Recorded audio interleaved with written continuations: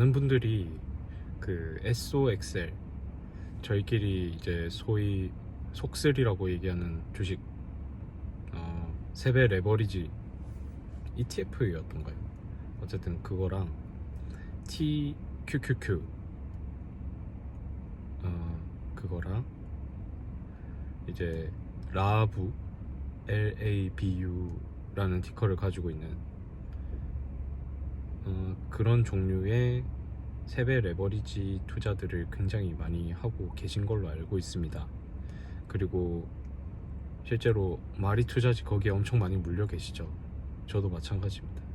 제 포트폴리오에 3분의 1이 TQQQ, 3분의 1이 SOXL, 그리고 3분의 1이 IONQ 일 정도로 저도 욕심이 많아가지고 이제 세배 레버리지에 투자를 하게 됐는데,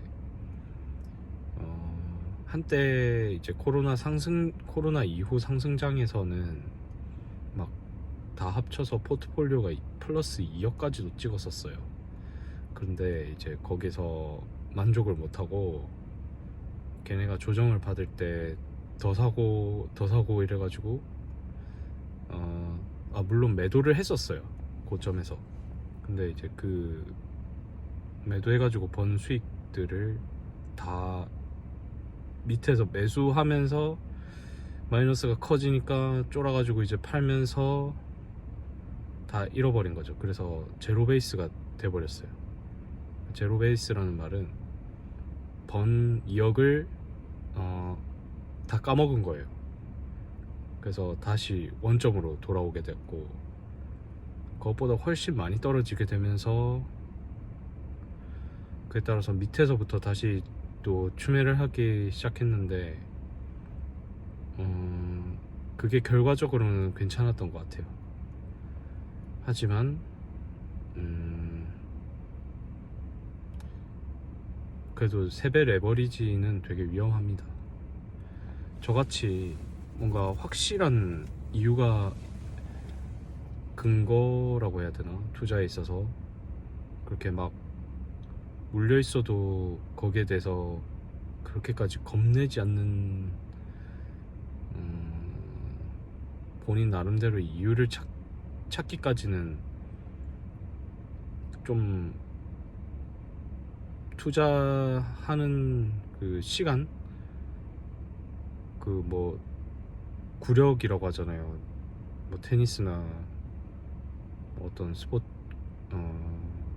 구기 종목 스포츠를 얘기를 할 때 그냥 구력이라는 것이, 경력이라는 것이 좀 되지 않는 이상에는 그 하락장을 버티는 마인드셋이 굉장히 중요한데, 그거를 이겨낼 수 있는, 그 두려움이랑 공포를 이겨낼 수 있는 사람들이 생각보다 많지 않습니다. 중간에 포기하거나 얘가 진짜 잘 갈 수 있나? 이런 생각을 하거나, 하여튼 뭐 모든 망상이 많이 들게 돼요.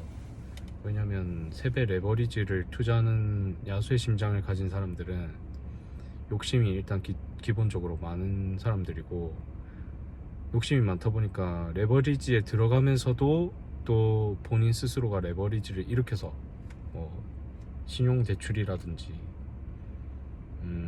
본인이 가지고 있는 자산 대비 많은 비중을 거의 몰빵으로 해서 한탕 쳐보자 라는 식으로 이제 투자를 했을 거기 때문에 그 마음이 굉장히 좋지 않게 될 거거든요. 근데 그럴 때마다 반드시 이제 생각을 해야 되는 부분이, 내가 어디에 투자를 하고 있는지에 대한 거를 명확히 해야 된다는 겁니다. 그럴 때마다 TQQQ 같은 경우에는 어쨌든 QQQ의 3배잖아요. 그게 아마도 제가 알기로는 그 나스닥 100이었던가요? 뭐 나스닥 100이 아니더라도 어쨌든 나스닥이 1% 오르면, 지수가 1% 오르면 거기 대비해서 이제 3배가 더 오른다, 그래서 3%가 더 올라가는, 반대로 이제 1% 내려가면 3%가 더 내려가는 그런 투자 상품인데,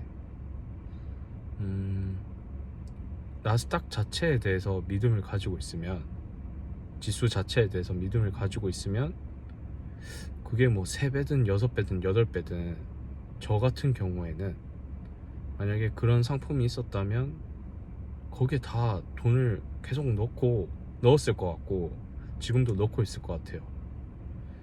왜냐면 나스닥 그게 100이 됐건 나스닥 지수 자체가 됐건 상관없이 그게 미국의 가장 뛰어난 테크 기업들의 시가총액의 평균 값을 어쨌든 추종하고 있는 거니까, 걔네들이 뭐 망하면은 당연히 망하는 거고, 당연히 망하는 게 아니라 세상이 망할 거잖아요. 근데 그럴 염려가 솔직히 있겠나요? 미국이 망해야 걔네들이 망한 거, 걔네가 망하면 전 세계 시장이 망하는 건데, 그럴 수는 없을 거라고 생각을 했고, 그래서 그런 부분에 의해서 좀 합리화가 되죠. 네, 투자라는 거는 결국에는 제가 생각했을 때 저는 많이 물려있기 때문에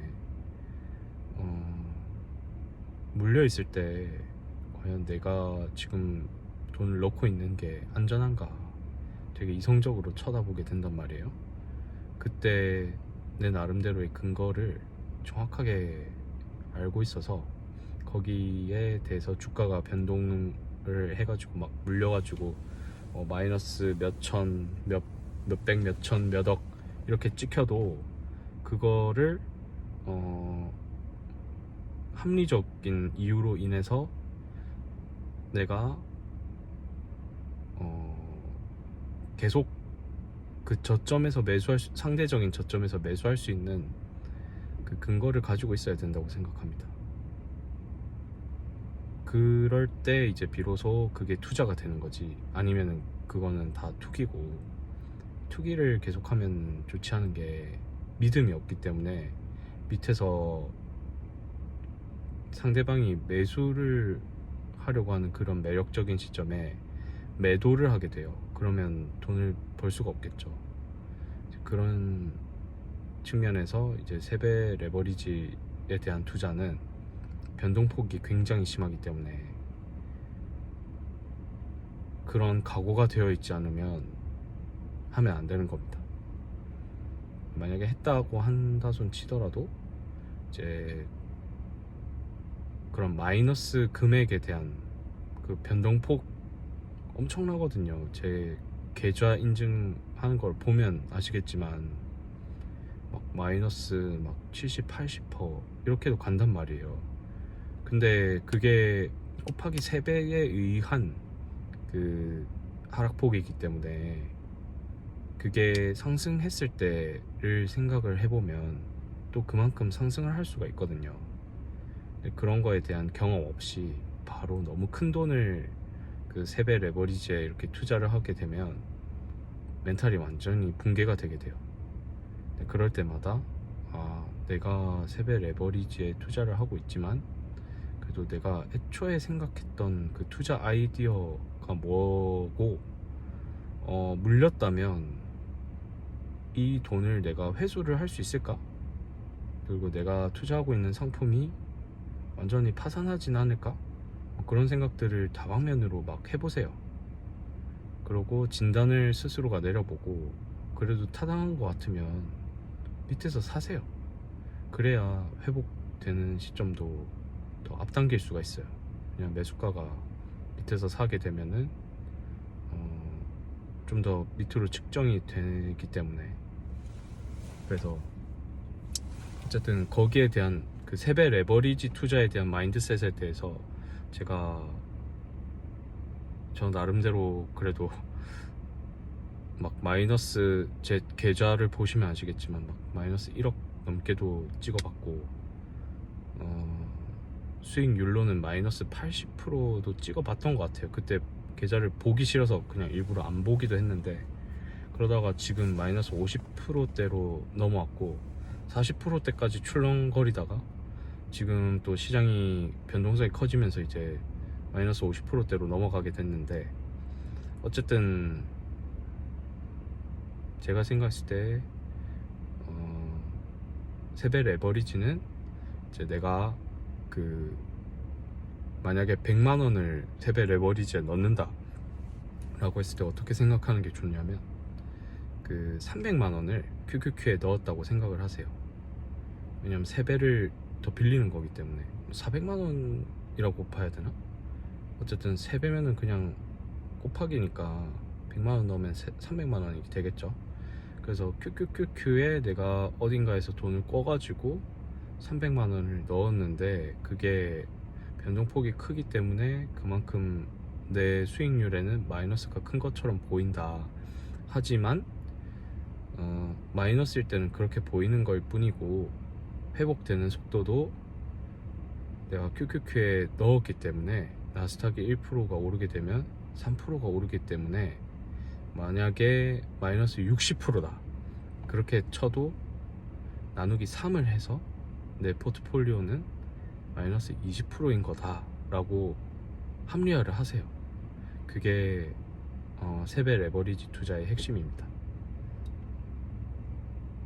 마인드셋에 대해서 말씀을 드렸고, TQQQ나 속슬에 대한 얘기는 조금 더 다음 영상에서 깊숙이 다뤄보겠습니다. 감사합니다.